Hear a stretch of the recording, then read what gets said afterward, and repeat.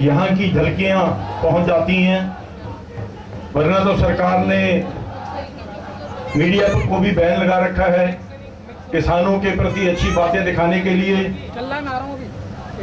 जो किसानों ने नहीं भी किया होता है वो भी उनके नाम पर लगाकर दिखाया जाता है। आज हम लोग यहाँ इकट्ठा हुए हैं, आप लोगों का इतने दिनों से यहाँ पर योगदान रहा है। आप सबने यहाँ पर बहुत ठंड में भी रातें काटी हैं, बारिशों का भी दौर रहा, और मैं समझता हूँ कि ये ऊपर वाला भी किसानों से उनकी जो सहनशीलता की परीक्षा लेना चाह रहा था, या इस सरकार को बता देना चाह रहा था कि जो किसान यहाँ पर बैठा हुआ है वो रात की सर्दियों में भी अपने गेहूं को पानी लगाता है, अपने खेतों में रहता है, उस वक्त भी उसके ऊपर कोई छत नहीं होती। वो मैं समझता हूं कि भगवान भी सरकार को उस बारिश के माध्यम से बताना चाहता था। मैं समझता हूं कि सरकार की समझ में आ जाना चाहिए था। आज हमारी कोई ऐसी बड़ी मांग नहीं है, हम सिर्फ यही चाहते हैं कि जो 3 कानून सरकार ने हम किसानों का नाम लेकर बनाए गए, जो बनाए हुए हैं, और जो कि हमारे किसानों के लिए ना होकर चंद पूंजीपतियों के लिए बनाए गए हैं। हम लोग बहुत समय से एमएसपी, मिनिमम सपोर्ट प्राइस की बात करते आए हैं। सरकार उसको भी बहुत देर से जाके डिक्लेयर करती है, जब गेहूं का सीजन आता है या गन्ने का आता है, बहुत देर में जाके उसको बताती है कि कितना इसका मिनिमम सपोर्ट प्राइस रहेगा। लेकिन आज आप सब लोगों के माध्यम से मैं ये कहना चाहता हूं कि मिनिमम सपोर्ट प्राइस जो है हमारी, कम से कम कितना हमें उसका दाम मिलना चाहिए, इसका तो एक निर्धारण होना ही चाहिए। लेकिन उसके बाद जो भी हमारे प्रोडक्ट, जितना भी हम लोग पैदा करते हैं, उनको लेकर जब वो मार्केट में बेचता है तो उसका भी एक दाम फिक्स होना चाहिए कि उस दाम से ज्यादा उस चीज को मार्केट में न बेचा जाए, और अगर उससे ऊपर बेचता है तो उसका अंश उसी मात्रा में, उसी परसेंटेज में किसानों को भी मिलना चाहिए। ये मेरा मानना है। और मैं आपको थोड़ा सा पीछे लेके जाना चाहता हूं। मेरे पिताजी भी फौज में काम करते थे। जब मुल्क आजाद हुआ, जवाहरलाल नेहरू जी, उन्होंने भाषण दिया लाल किले पर, तो नेहरू जी ने वहां भाषण दिया कि भी हमें किसानों की ज्यादा जरूरत है, हमें जवानों की उतनी जरूरत नहीं है, हमें फौज की उतनी जरूरत नहीं है जितनी कि हमें किसान की जरूरत है। भाइयों, उस वक्त में गेहूं बहुत कम लोग खा पाते थे। जो हमारे गरीब मजदूर, हमारे गरीब किसान, वो गेहूं पैदा जरूर कर लेते थे, लेकिन मजबूरी में उनको अपना गेहूं जो था वो बाजार में बेचना पड़ता था, क्योंकि उनको अपना गुजारा करने के लिए वो बाजरा की, मक्का की रोटी खाकर भी गुजारा कर लेते थे, लेकिन अपना उगाया हुआ अनाज वो देश के लिए दे दिया करते थे। मुझे आज भी याद है, उस वक्त में एक मैक्सिकन गेहूं आई थी, नेहरू जी के टाइम में अमेरिका से मंगवाई गई थी। तो मैं काफी छोटा था, लेकिन मुझे अच्छी तरह से याद है, काफी लंबा दाना उसका होता था और काफी गहरे भूरे रंग में होती थी। और उसी के साथ ही ये मैसेज भी आया था कि ये गेहूं वहां पर जानवरों को खिलाने के काम आती है। लेकिन मजबूरी थी उस वक्त की, उस सरकार की मजबूरी थी, उन्हें वो गेहूं भी यहाँ पर इंसानों के खाने के लिए मंगाना पड़ा। नेहरू जी के बाद में लाल बहादुर शास्त्री जी आए, उनको भी पता था कि ये किसान जब तक जिंदा रहेगा, हम लोग जिंदा रहेंगे, हमारे किसान जब तक खड़े नहीं होंगे तब तक इस देश की उन्नति नहीं हो सकती।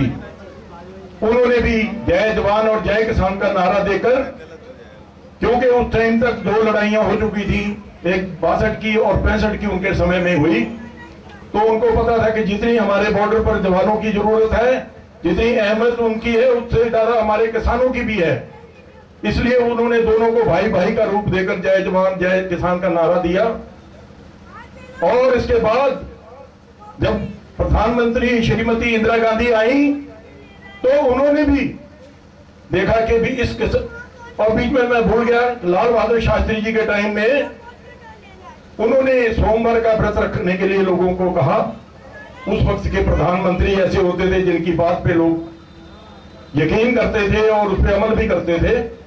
मुझे याद है उस टाइम में सोमवार के दिन सभी होटल, जबकि कोई भी व्यापारी जिसका कोई भी होटल हो चाहे कोई व्यापार हो, वो एक दिन के लिए हफ्ते में बंद नहीं करना चाहता, लेकिन उनकी एक बात पर उस वक्त में सभी होटल बंद रहा करते थे।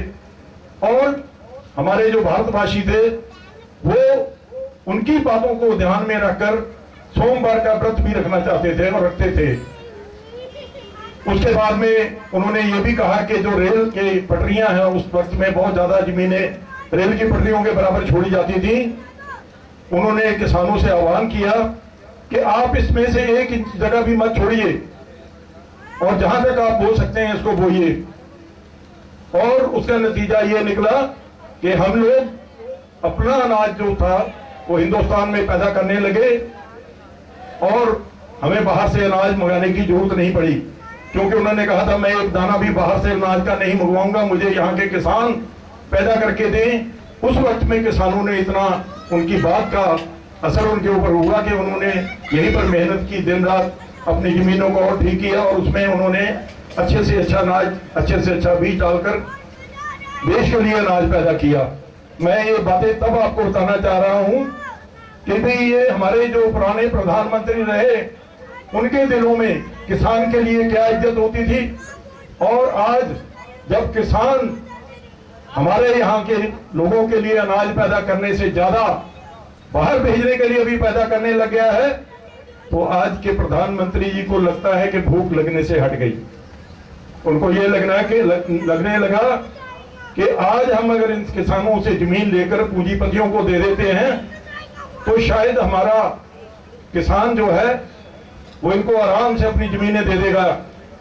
माननीय प्रधानमंत्री मोदी जी, आप ये भूल जाइए कि ये किसान अपनी जमीन दे देगा आपको। जमीन हमारी किसानों की मां होती है और मैं समझता हूं कोई भी ऐसा व्यक्ति नहीं होगा जो अपनी मां किसी दूसरे बंदे के हवाले कर दे। इसलिए मैं आप सभी भाइयों से निवेदन करना चाहता हूं कि जैसे भी हम लोग हैं तन मन और धन से, उसी तरीके से हम लोगों को यहाँ पर पूरा सहयोग देना चाहिए। और जो हम लोगों की लड़ाई है मिनिमम सपोर्ट प्राइस की, जो कि हमें कम से कम मिलता है, और उसके लिए भी हमें लड़ना है। और ज्यादा से ज्यादा जो जब बेच रहे हैं उसको भी हमें देखना है। आज की तारीख में शिमला से आ रहा है आपका सेब। मैं आप सबसे निवेदन करना चाहता हूं कि अगर हम सेब नहीं भी खाएंगे तो हम मर नहीं जाएंगे। हमें ऐसे अडानियों का उस पर स्टिकर लग के आ रहा है। आज वहां पर पता लग रहा है कि जब अडानी ने वहां के बागों को पहले लेना शुरू किया तो वहां के लोगों का उन्होंने 20 रुपए किलो में सेब लेना शुरू किया था।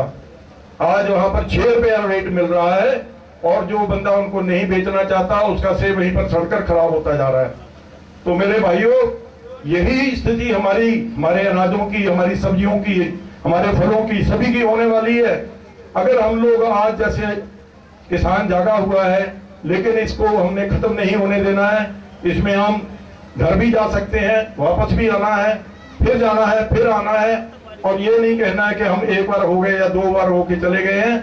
मुझे लगता है कि इस बारे में हमें ये देखना चाहिए कि यहाँ पर बैठे हुए किसान भाइयों को कितना चंदे की जरूरत है, कितना पैसे की जरूरत है। कोई भी काम बिना पैसे के नहीं चलता, बिना खाने के नहीं चलता। जब तक हम लोगों को यहाँ अनाज खाने के लिए नहीं मिलेगा तो हम बोल भी नहीं पाएंगे, उठ भी नहीं पाएंगे और इनसे लड़ भी नहीं पाएंगे। तो मैं आप सबसे यही प्रार्थना करना चाहता हूँ।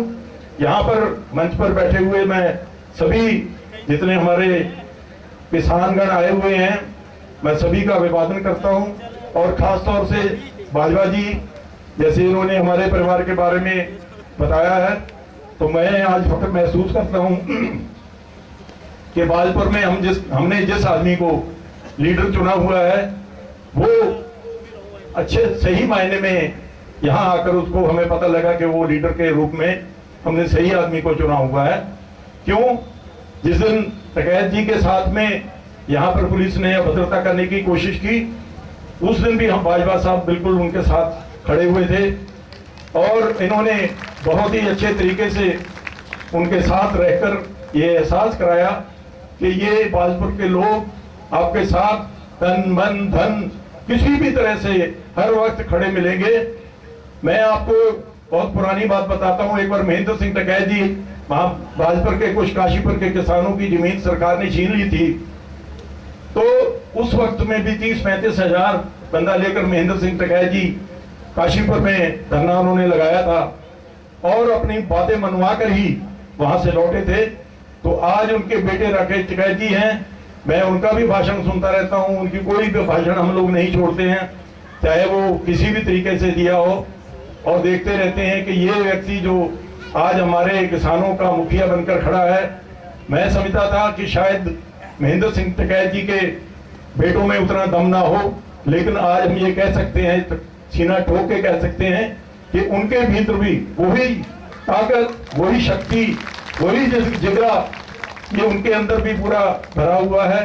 इन्हीं शब्दों के साथ मैं बाजवा साहब का और बाकी हमारे किसान जितने भी मंच पर बैठे हुए हैं, यहाँ जितने भी हमारे भाई आगे आए हुए हैं, जिन्होंने अपना कीमती समय यहाँ पर दे रखा है, मैं आप सभी का शुक्रिया अदा करना चाहता हूँ और आपसे फिर भी उम्मीद करूंगा कि ज्यादा से ज्यादा लोग यहाँ पर आए रहें और अपने गांव में, अपने पड़ोस में भी सब लोगों को यहाँ आने के लिए उकसाना ही कहूंगा मैं, क्योंकि कई बार ऐसा होता है कि कई लोग हमारे जैसे लोग भी घर बैठे रहते हैं, वो कहता है ठीक है यार बहुत लोग हैं वहां पे, ज्यादा जाके भी क्या करेंगे। लेकिन बिल्कुल सही बात है कि यहाँ बिल्कुल हम लोग संसद के बहुत नजदीक हैं। जब तक हमारी आवाज इनके बहरों के कानों तक नहीं पहुंचेगी, ये लोग नहीं उठेंगे, ना ये जागेंगे और ना ये हम लोगों की बात मानेंगे। धन्यवाद। जय हिंद, जय किसान। किसान मजदूर एकता, किसान मजदूर एकता, जय जवान, जय जवान, जय हिंद।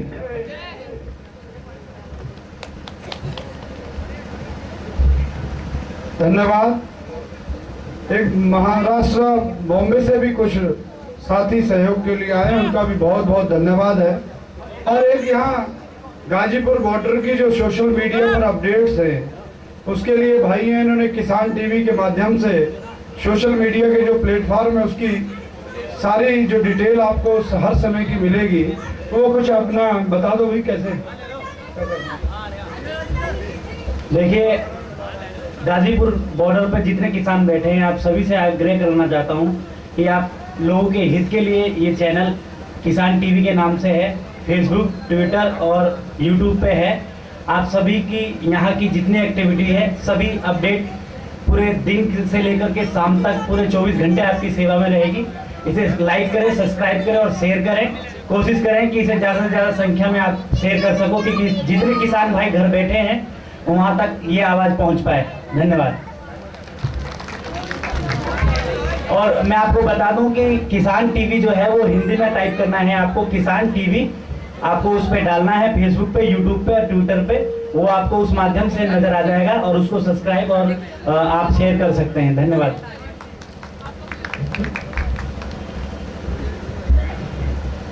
अब मैं एक गाड़ी खड़ी भाई यूपी 32 KF 2156 रास्ते में खड़ी, वो वहां से हटा ले, उससे जाम लगा हुआ है। अब मैं आपके सामने हमारे बीच में ब्रजपाल सिंह उत्तर प्रदेश 6 मिशन हापुड़ अध्यक्ष जी से निवेदन करूंगा कि वे भी आए, अपने विचार रखें।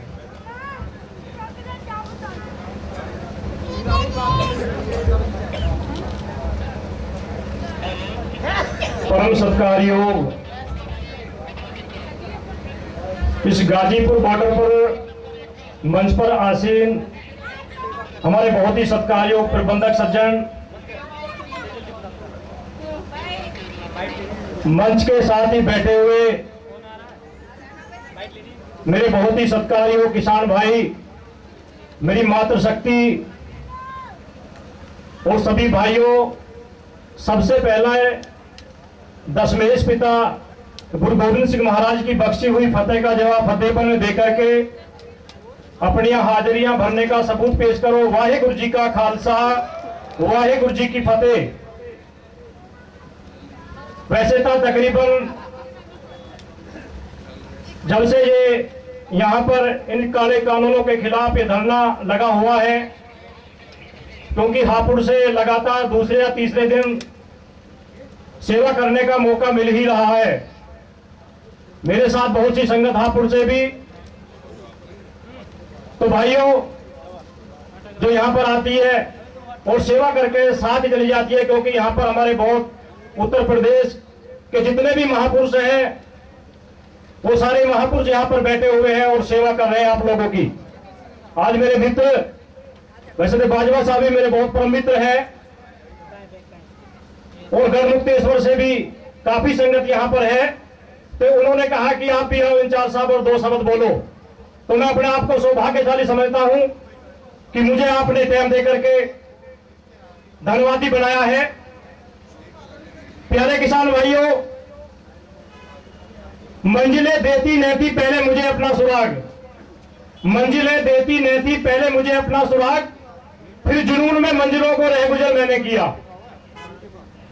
तो इस आंदोलन के अंदर अपने टारगेट को प्राप्त करने के लिए, इन कानूनों को रद्द करवाने के लिए हमें वो जुनून अपने अंदर पैदा करना होगा और कर भी रखा है, क्योंकि हमारी जो यंग पीढ़ी है उसके अंदर बहुत बड़ा एक उत्साह है।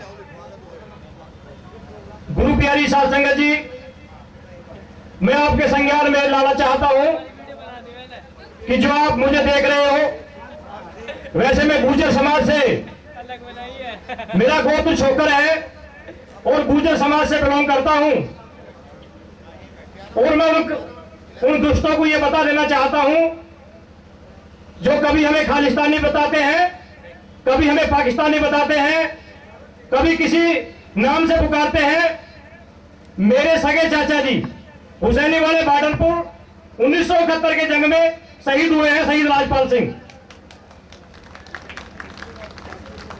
क्योंकि मेरे मन का यह बुलबुला है कि उत्तर प्रदेश के अंदर मैं आपसे बता देना चाहता हूं कि जितने भी हमारे तराई के भाई बैठे हैं और 36 बिरादरियों के लोग बैठे हैं, यहां पर यह गुलदस्ता है। यहां पर तकरीबन 550 गांव जो पंजाबी जाटों के हैं और हमारे जाट भाई हैं सारे, और उनके अंदर गुर्जर सिख भी हैं, उनके अंदर यादव सिख भी हैं और उनके अंदर राजपूत सिख भी हैं।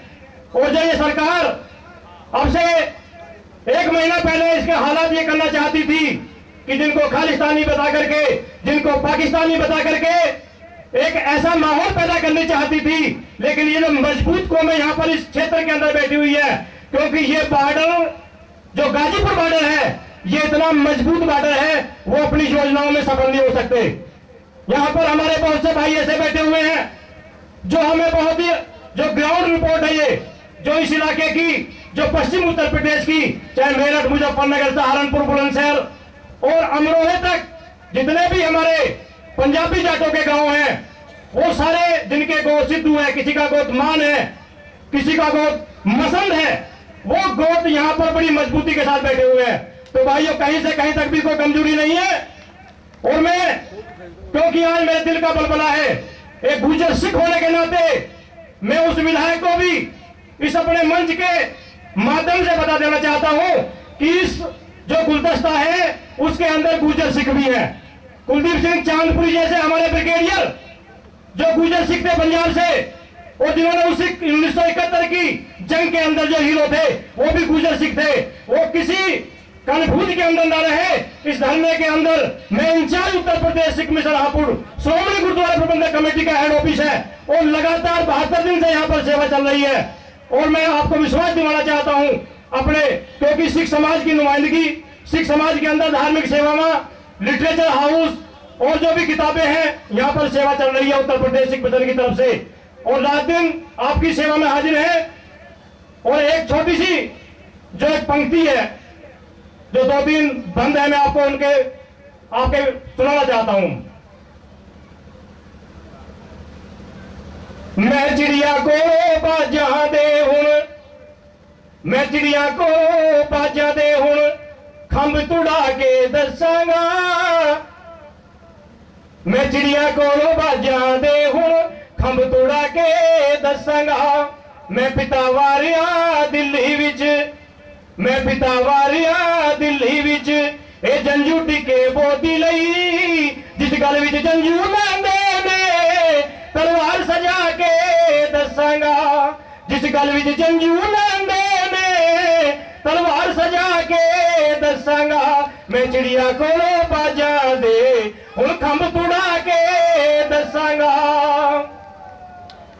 के रकड़ा विच नहीं उग सकदे, के रकड़ा विच नहीं उग सकदे ए गुण है बूटे मेहंदी दे, पर मैं पत्थरां दे सीने चो हुण फुल उगा के दसांगा, पर मैं पत्थरां दे सीने चो हुण फुल उगा के दसांगा, मैं चिड़िया को बाजा दे हुण खंभ तुड़ा के दसांगा, हुण खंभ तुड़ा के दसांगा। तो भाइयों, मैं अपनी बात को यहीं पर विराम देता हूं। तो मेरे साथ ही आपने जो नारा है, जय जवान जय जवान, वाहेगुरु जी का खालसा वाहेगुरु जी की फतेह। धन्यवाद जी, बहुत अच्छी बात आपने बताई। अब मैं हमारे बीच में बम्बई महाराष्ट्र से बहुत भारी संख्या में कार्यकर्ता आए हैं और उनका भी स्वागत है, वे अपना स्थान ग्रहण कर लें। और अब राजकरण सिंह रिटायर्ड कर्नल है मेरठ से, वो कविता के रूप में आपको कुछ बताएंगे। आए अपने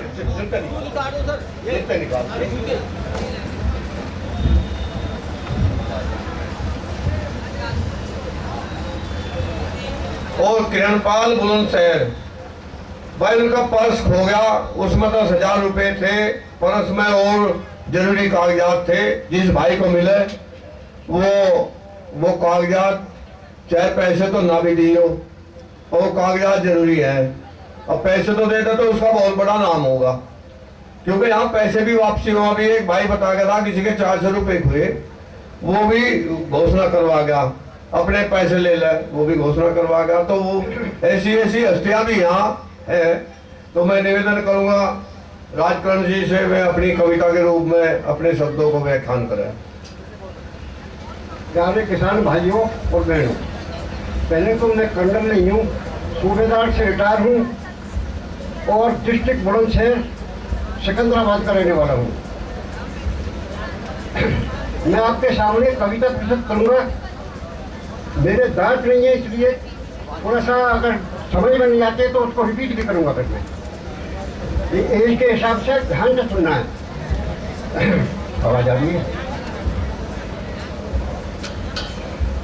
चेतावनी, उठो किसानों मौसम बीता, ध्यान देना, उठो किसानों मौसम बीता, होनी और बरसात नहीं, देश की जनता साथ तुम्हारे, घबराने की बात नहीं। उठो किसानों मौसम बीता, होनी और बरसात नहीं, देश की जनता साथ तुम्हारे, घबराने की बात नहीं। सरकार के काले कानूनों की चुनौती को स्वीकार करो और दिल्ली का भी दिल हिल जाए ऐसी एक हुंकार भरो। दिल्ली का भी दिल हिल जाए ऐसी एक हुंकार भरो।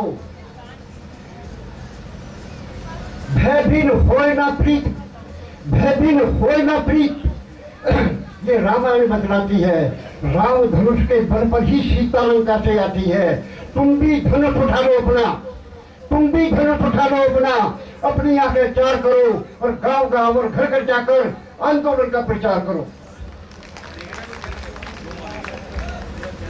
याद दिला दो कौम परस्ती।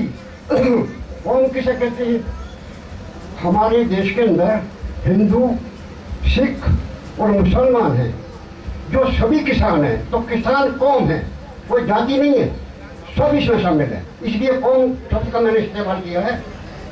याद दिला दो कौम परस्ती अन्नदाता के नारों को और तेल लगा कर रखते हैं अपने टंगे हुए हथियारों को। याद दिला दो कौम परस्ती, याद दिला दो कौम परस्ती अन्नदाता के नारों को और तेल लगा कर रखते हैं अपने टंगे हुए हथियारों को। समय नहीं है मौन बैठकर चुप बैठने का समय नहीं है, समय नहीं है मौन बैठकर केवल अश्रु बहाने का, रोने का भी समय नहीं है। समय नहीं है मौन बैठकर केवल अश्रु बहाने का, समय नहीं है बैठे बैठे खाली गाल बजाने का। समय आ गया, समय आ गया किसानों को काले कानून पढ़ा बताने का। जब जब जब यहाँ अन्याय हुआ है, जब जब यहाँ अन्याय हुआ है तब कौम जगानी पड़ती है, और कौम जगाने के लिए दोस्तों कलम चलानी पड़ती है। कौम जगाने के लिए दोस्तों कलम जगानी पड़ती है। जाग उठो और भूमि पुत्रों, जाग उठो और अन्नदाताओं, कौम ने तुम्हें पुकारा है। बिगुल बजा दो आंदोलन का, ये अधिकार हमारा है। जाग उठो तो अन्नदाताओं, कौम ने तुम्हें पुकारा है। जाग उठो अन्नदाताओं, कौम ने तुम्हें पुकारा है। बिगुल बजा दो आंदोलन का, ये अधिकार हमारा है। ध्यान देना, इससे आगे क्या होना है, इससे आगे क्या होना है ये तो समय बताएगा। इससे आगे क्या होना है ये तो समय बताएगा। बीजेपी का खिला खबर भी फिर से मुरझा जाएगा। अगर आप आगे बढ़ेंगे तो बीजेपी का जो कमल खिलाफ है नहीं होगा कामयाब। काले कानून खत्म नहीं हुए, काले कानून खत्म नहीं हुए तो शाम नहीं होने देंगे। अन्नदाता की शक्ति को बदनाम नहीं होने देंगे।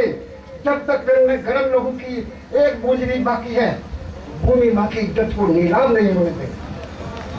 कसम खाओ इस बात की। सुने जा सकते तो एक कविता